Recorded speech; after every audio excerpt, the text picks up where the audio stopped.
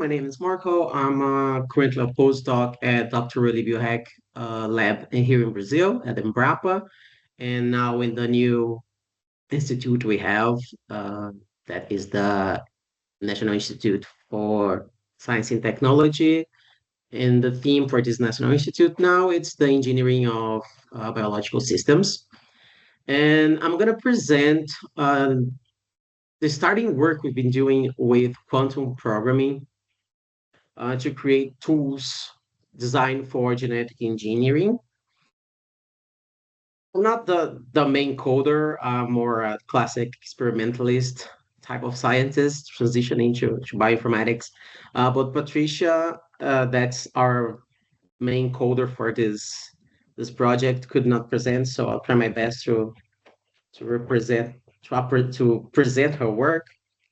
But I give her contact at the end of the presentation, so any technical um, questions can be directed to her specifically, but I can try to represent.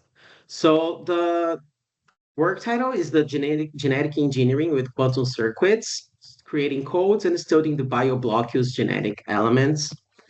A very brief introduction on comparing classical and quantum computing. One of the more stimulating factors for working with quantum computing nowadays is the limitations on the classical computers' power of processing.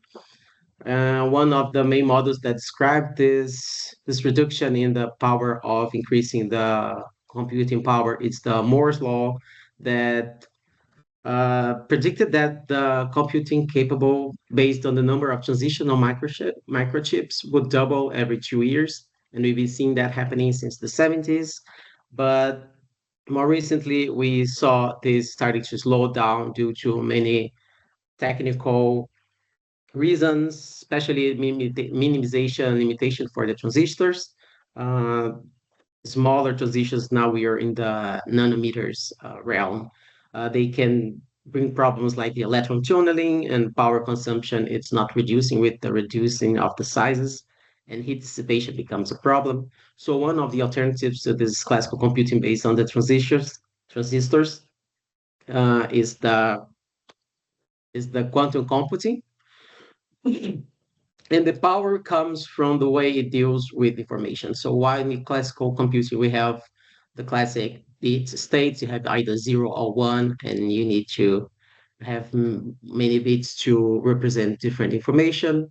When you're dealing with quantum computing, it uses the principle of superposition, in which now you don't have either 0 or 1 state. You can have 0 and 1 at the same time in the different combinations and probabilities of them. So you can create many states with a single qubit, and it grows exponentially when you add more qubits to the system instead of the classic bit system in which you have a linear growth. And this implementation of the qubits, the creation of the superposition states can be done by many ways. The most classic when you learn it in school, you have the electron spin that's either up or down, and you can have both at the same state, but you have many other mechanics to implement these qubits in the physical state, that's trapped ions, photonic methods, and superconducting. That is the one we used in the IBM machine we're working with. So the idea of this project, the main goal is to develop codes based on quantum computing and the Grover's algorithm for applications in synthetic biology. Our pipeline is still a proof of concept involving the prospection of new enzymes on databases, the assembly of transcription unity that we named as BioBloQs, and their insertion into a genome for the design and engineering part. And we thought of developing these tools because we've been working with the minimal cell for a while now, and we have an interest on doing some engineering in the cell to use that as expression chassis. Sorry. Um, and it showed to be a great model to apply our pipelines since we have basically every bit of the cell already described. You have all the genome, you have structure of the genome in the whole cell models in silico. And he decided to use that as the main goal of the for the application of their codes. So we started creating the code that's the QBI. In Portuguese, it's funnier because it's QBio, so it's more appealing.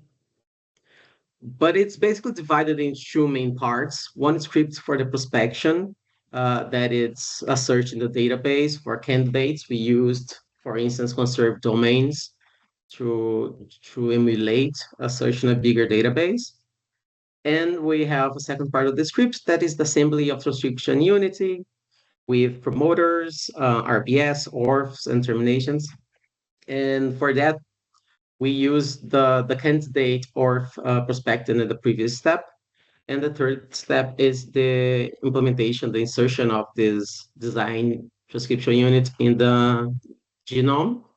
And we used, as an emulation of genome context, the minimization scars created when you have the removal of non-essential genes in the C3b genome.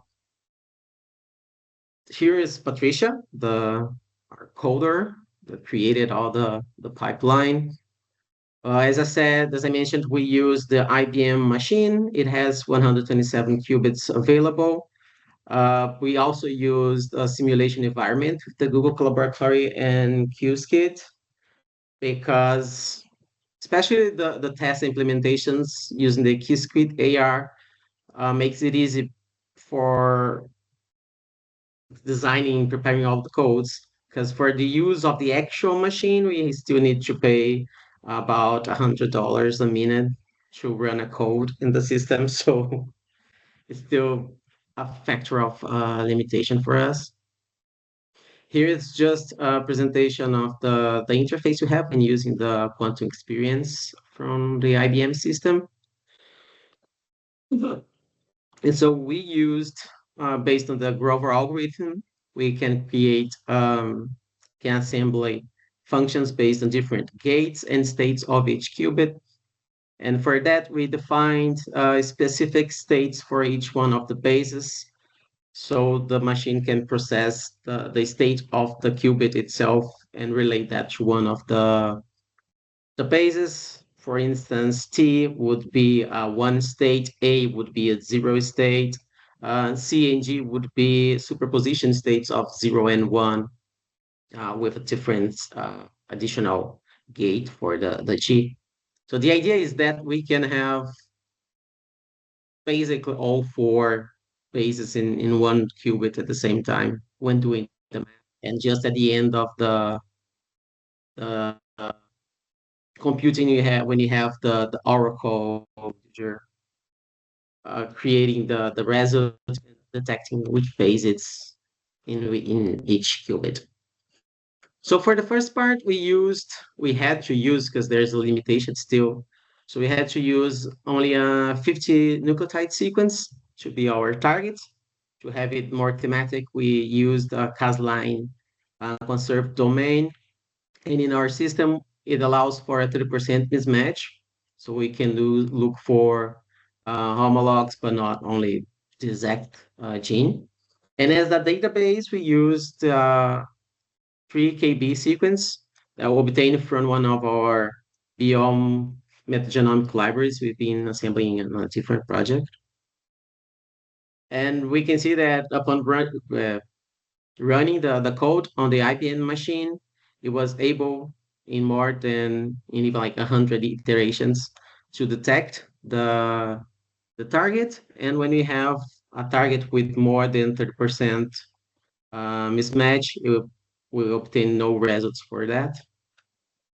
And these 100 iterations occurred with 49 seconds using the simulation, but also the machine itself. So the next part was the assembly of BioBloQu. For this proof of concept, we had to use predefined genetic parts. So it was like a specific promoter, a specific RBS, and a specific code sequence that is not actually a code sequence, is the 50 nucleotides sequence from the previous step. That was the Cas9-like uh, functional domain. And you can see that running in the system, it was able to order the pieces of the genetic, the transcription unit, so promoter, their RPS, the enzyme and termination. And finally, in the third part, so as I said, the initial idea is to use this BioBloQu design and insert in a genome.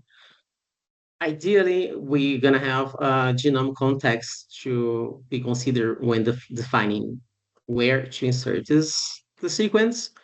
But for these first steps, we defined what could be a genomic context that's like a sequence that's not present in the original genome, but it's present in the minimized genome.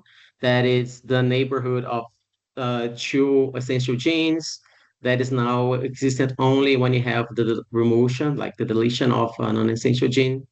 And in that scar is what we used to emulate a genomic context, because we know the insertion is not going to happen inside of gene or between the promoter and the coding region. So here we can see that the quantum computer was able to detect the SCA we defined as the insertion site and insert the BioBloQu we created. So in the very quick conclusion, slightly repetitive, our code shown to work well in the system. We were able to properly manipulate the qubits to achieve our search, our assembly, and our insertion. But it's still at the beginning, we have many limitations in terms of quantum qubits available. Sorry. Uh, and we hope that since this is a system that's evolving insanely fast, we can soon get reduced limitation on the length of our targets and our database size. And coupling these algorithms with AI modules we are also working with, but like a different coder. We hope we can implement a rational selection to assemble more complex BioBloQs. So instead of giving one promoter, one RBS, it can select based on informations regarding expression strength and in the terms of genomic context consideration for where to insert this BioBloQu. We hope not in a super short future, but I hope it doesn't take that long. We can implement this quantum system with the AI to consider genomic context. For instance, as I mentioned, in the minimal cell, we have basically a whole map of the genome. So we can have structure, sequence, neighboring genes, promoters present in the region, all that considering when pinpoint the best edge theme point in the genome. So thank you. I know it's still in a very uh, initial stage, but if you have any questions, suggestions, please give suggestions. You can direct it to me or straight to Patricia. Here is her contact information. I'd like to thank the whole group that's working on the quantum programming project under Dr. Libio Hash orientation. And